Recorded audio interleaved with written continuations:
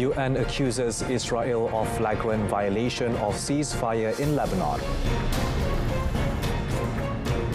South Korea set to finalize full cockpit transcript from crash Jeju air jet.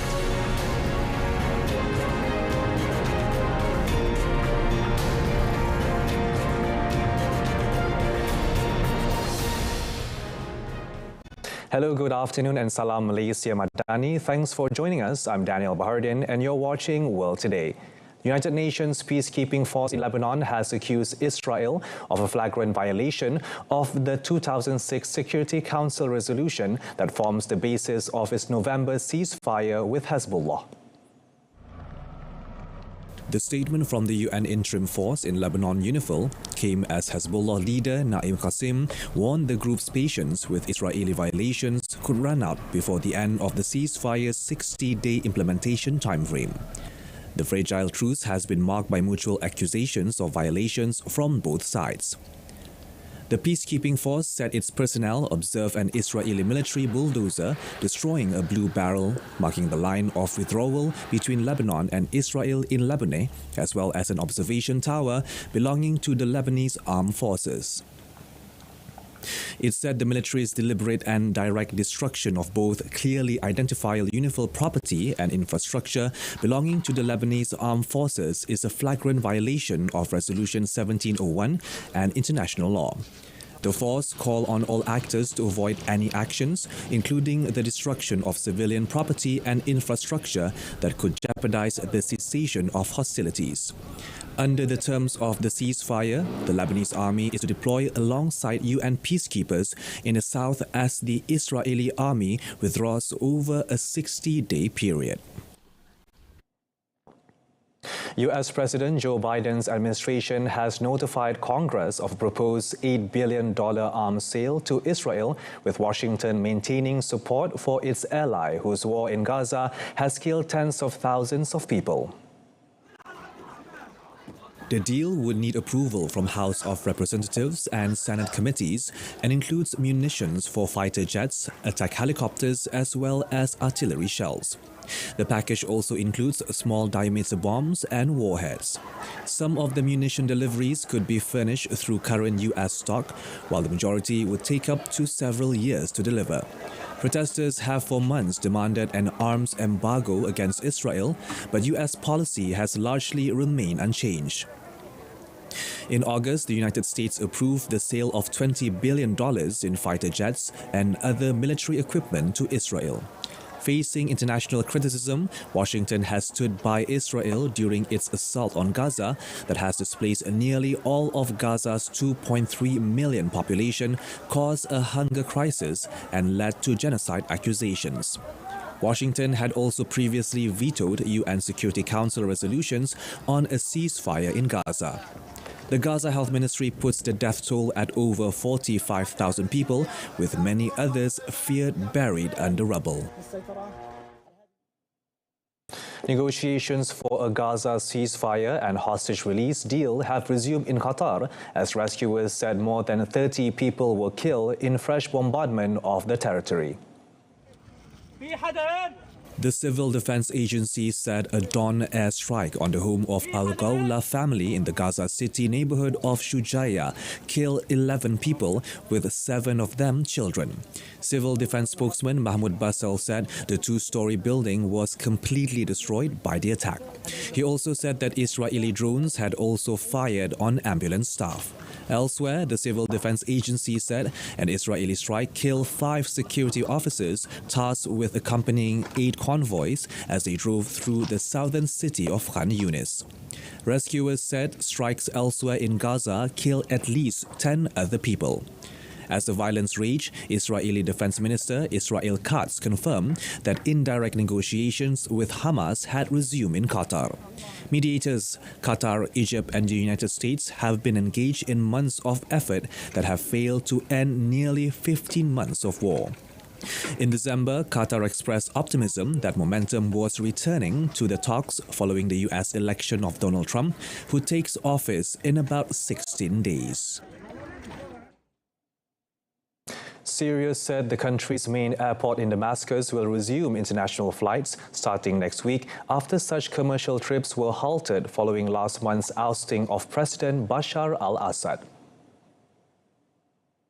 Ashad al-Salibi, who heads the General Authority of Civil Aviation and Air Transport, said Syria will start receiving international flights to and from Damascus International Airport from Tuesday.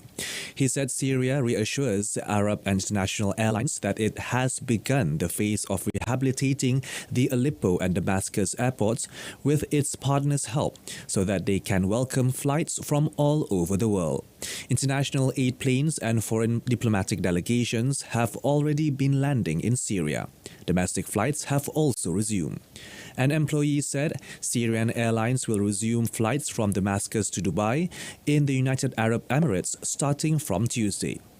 On Thursday, Qatar Airways announced it would resume flights to the Syrian capital after nearly 13 years, starting with 3 weekly flights from Tuesday. A Qatari official said last month that Doha had offered the new Syrian authorities help in resuming operations at Damascus airport.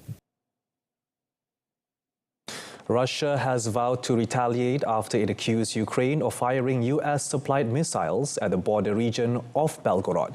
Outgoing US President Joe Biden authorized Kyiv to use the long-range weapons against Russia last year in a move Moscow denounced as a grave escalation of the conflict.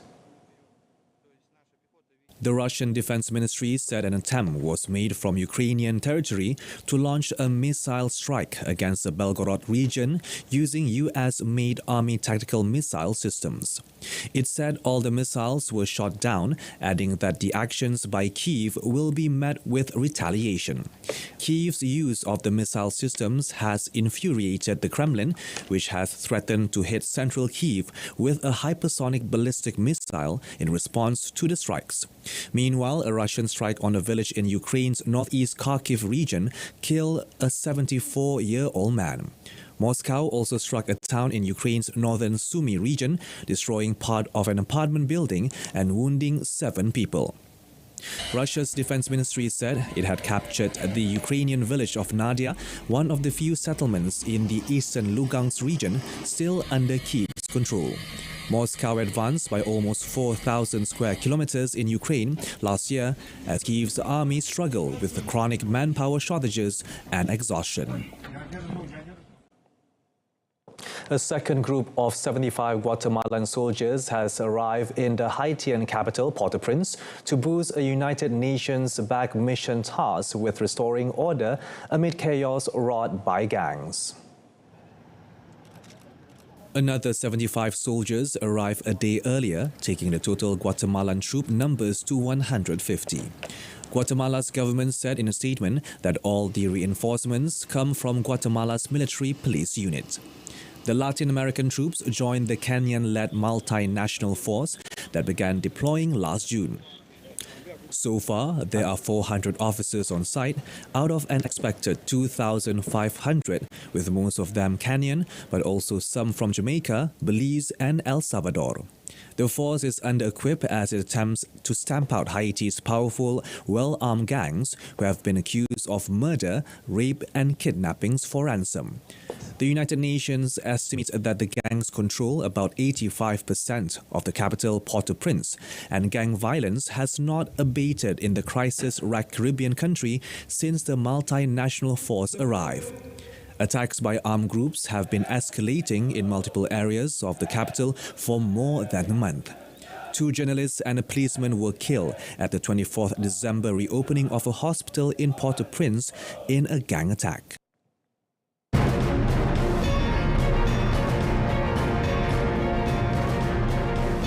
Coming up, Myanmar junta frees more than 6,000 prisoners under amnesty.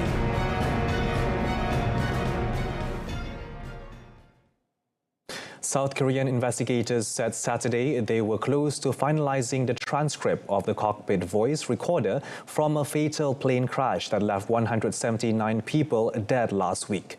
The recording may hold clues to the final moments of Jeju Air Flight 2216, which was carrying 181 passengers and crew from Thailand to South Korea on Sunday when it barely landed before slamming into a concrete barrier at the end of an airport runway.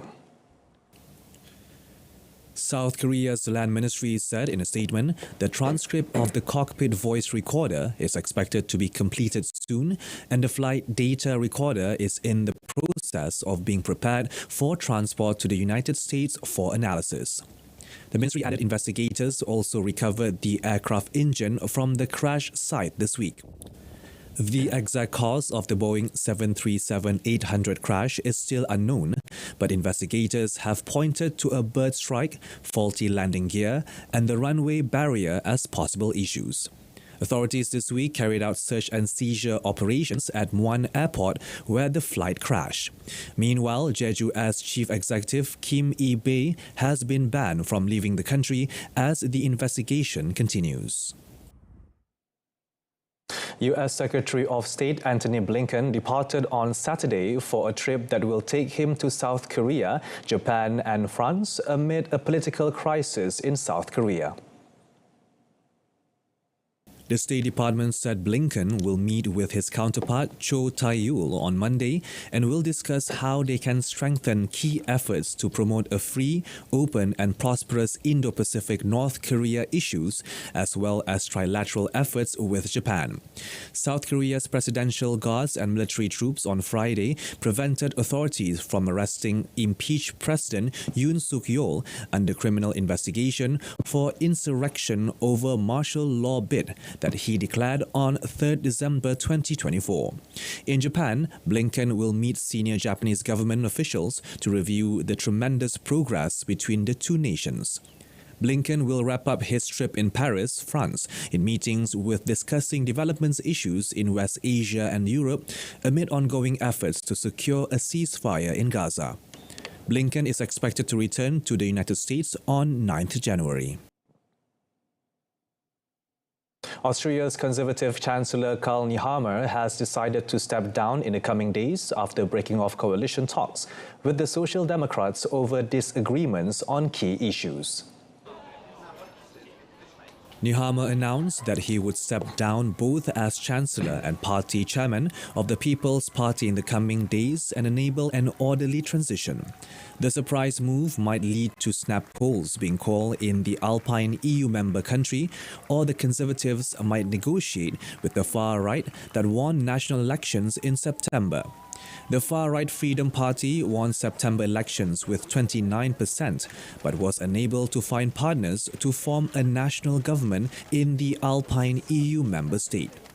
The Conservative People's Party came second with 26%, while the centre-left Social Democrats gained 21%.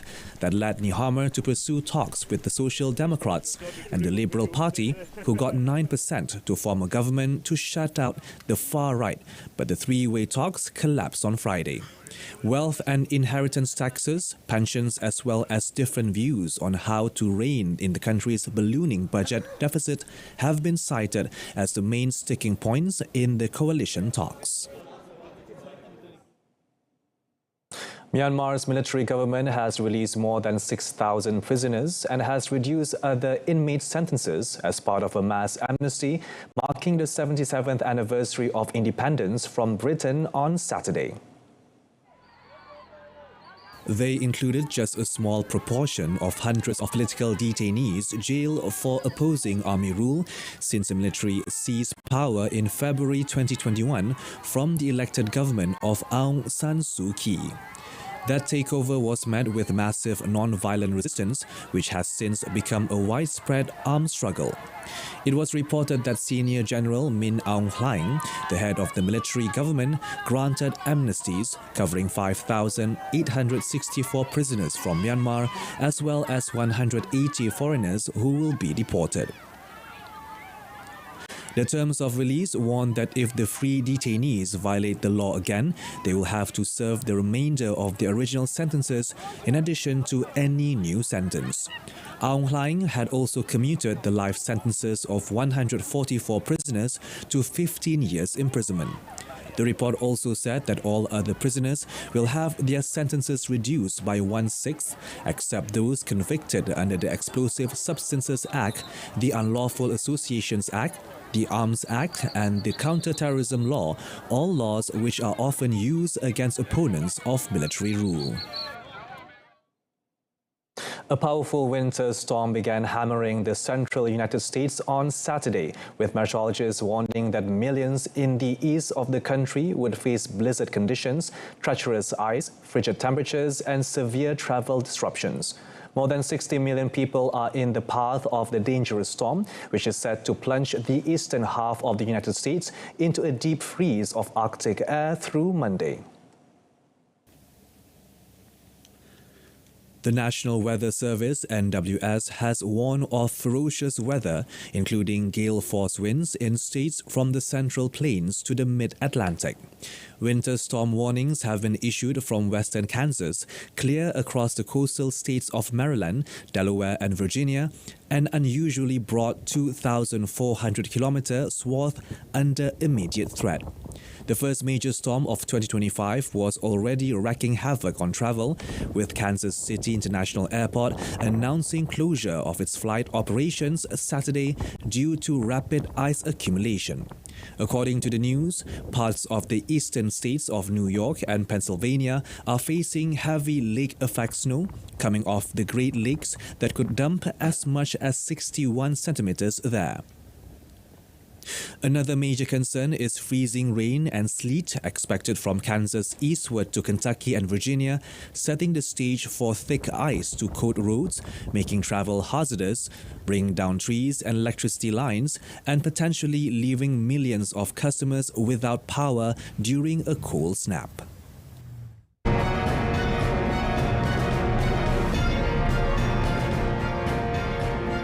Coming up in sports, Manchester City bursts back into life as Spurs continue to struggle.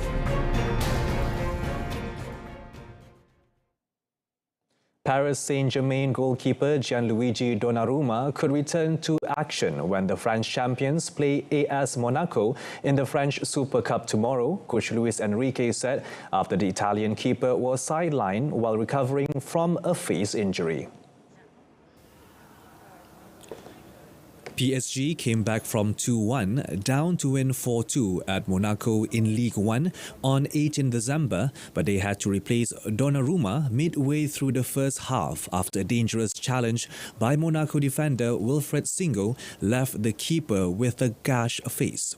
The 25-year-old Italian needed to be urgently stitched up by the club doctor on the pitch to stop the bleeding and has not played since.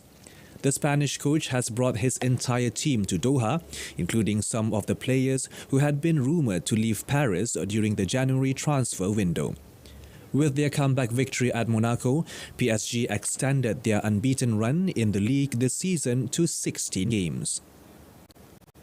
Alongside Serie A side Juventus, the French champions are the only unbeaten team remaining in Europe's top 5 leagues in this campaign. Third-place Monaco trailed the League One leaders by 10 points.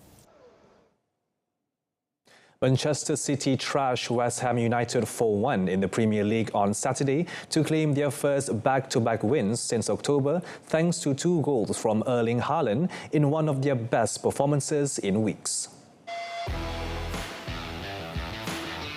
Savino set up 3 goals at Etihad Stadium, including the 10th-minute opener when defender Vladimir Koffel deflected the Brazilian's angle shot in the far corner.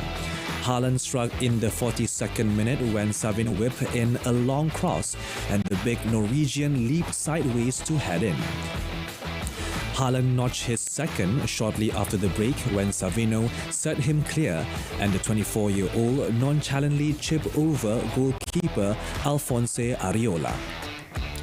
Phil Foden increased City's lead in the 58th minute when De Bruyne pounced on Mohamed Kudus' sloppy pass and sent a square pass to Foden for an easy tap-in. The champions are now 6th in the table on 34 points, 11 behind leaders Liverpool, who have 2 games in hand, while West Ham are 13th with 23 points. In London, Newcastle United striker Alexander Isak continued his rich vein of form with another goal to help his side beat injury-hit Tottenham Hotspur 2-1 away and move closer to the top four. Isak scored 8 league goals in December and struck again just before halftime to give Newcastle the lead after they had fallen behind to a Dominic Solanke header in the 4th minute. Solanke's goal had lifted the mood among disgruntled home fans, but Tottenham's lead was quickly snuffed out when Anthony Gordon fired home an equaliser.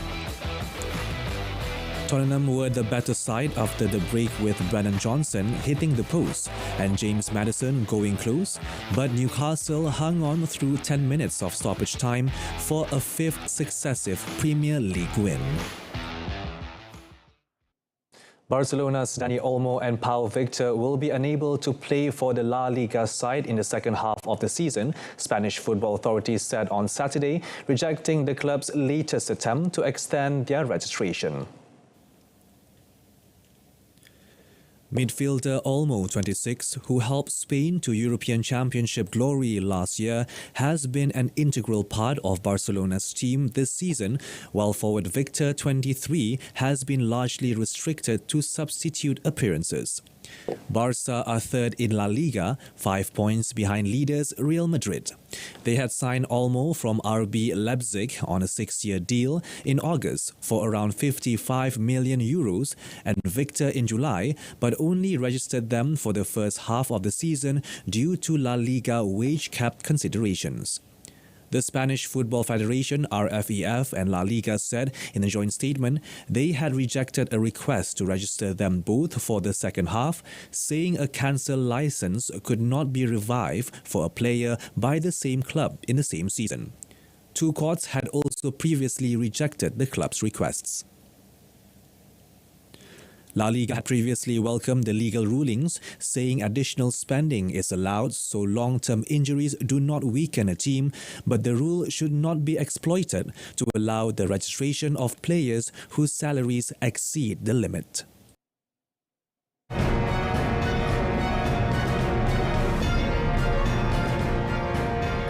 Up next, Taiwanese board game invites players to imagine Chinese invasion. Revelers, known as elves and farinats, or those covered in flour, staged a mock messy coup in the Spanish town of Ibi last Saturday using flour and eggs as their weapons. Dressed in military uniform and wearing sashes, locals staged a fun battle around the village. Residents from deadly flood-hit areas such as Kataroja were also invited to take part in the festivity. Elves and Farinats goes back over 2 centuries, taking place every year on 28 December to mark the Day of the Holy Innocents. Holy Innocents' Day is a traditional day in Spain for pulling pranks, akin to April Fool's Day.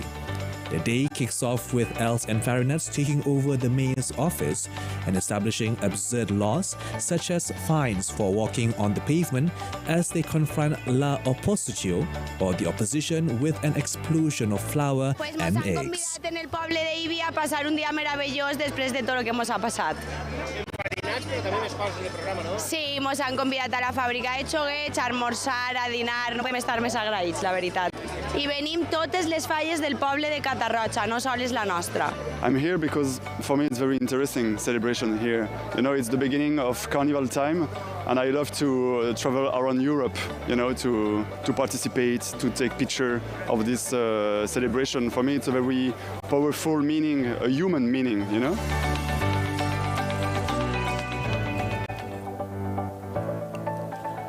A new board game set against the backdrop of armed conflict around Taiwan is set to be released this month, inviting players to participate in an imaginary Chinese invasion 20 years from now amid renewed threats from Beijing. Gamers are tasked with navigating the troubles of war by using colorful action cards and role-playing characters involved in operations 10 days before a Chinese invasion of Taiwan. That includes Taiwan's armed forces, Chinese sleeper agents, and pro-China politicians working to sabotage the island's defense, as well as Taiwanese picking up guns to defend their homeland. Taiwanese board game maker Mizo Games started crowdfunding the game, titled 2045, in August last year. Within 2.5 months, the company received nearly $122,000 to fund the project. 我想让玩家去感受到，你想要赢，为了赢要付出什么样的代价。因为在游戏中有分成个人的胜利以及台湾的胜利，这两个是对玩家来说是有巨大的价值冲突的。那这件事的话，我不希望玩家是以一个学习的心态去玩，而是你就把它当做一个你想要赢的一个状态去进行一场桌上的战争。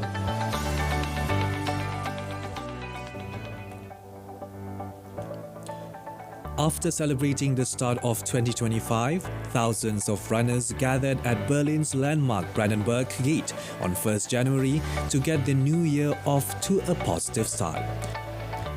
The 52nd edition of the event, which pulled in some 4,500 runners, began at the landmark Brandenburg Gate and continued down the famous boulevard Unter den Linden to the city's cathedral and back again, a circuit of 4 kilometers. For many people, it is about trading in the traditional New Year's Day hangover by getting into the spirit of their fitness resolutions. It is also a chance to shake off world worries and be in good company. Nach einer langen Nacht hier, ich bin aber früh ins Bett gegangen, ist das wunderschön, um den Kopf wieder freizukriegen und das neue Jahr zu begrüßen. Seit 52 Jahren, Kultlauf, muss man einfach machen, für einen guten Zweck auch noch. Ja, also wenn man lange durchgemacht hat die Nacht, dann würde man schon gern schlafen, aber es ist so, weiß nicht, irgendwie, es ist ein tolles Gefühl, irgendwie wieder neu ins neue Jahr reinzustarten und ja. Und ein bisschen Kondition trainieren kann man auch immer, finde ich, aber war ein ordentlicher Lauf, aber ist nicht ohne. Manche denken ja ganz einfach, mach ich locker, nee, das nicht. Another 4-year-old participant, Lilo, also broke her own record by running her first ever 4 kilometers. There is no entry fee for the fun run, with donations going to people in need.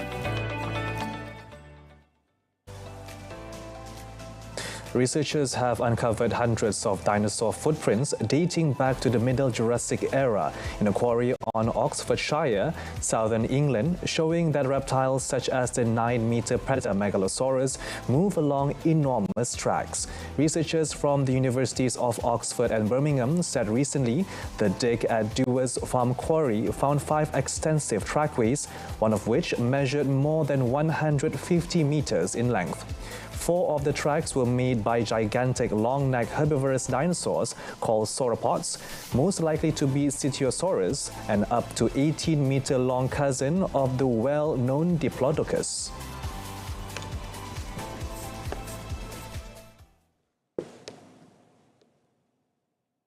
And that concludes today's edition of World Today.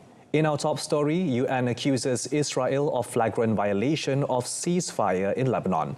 Till then, I'm Daniel Bahardin. From the river to the sea, Palestine will be free. Thank you for watching. Salam Malaysia Madani.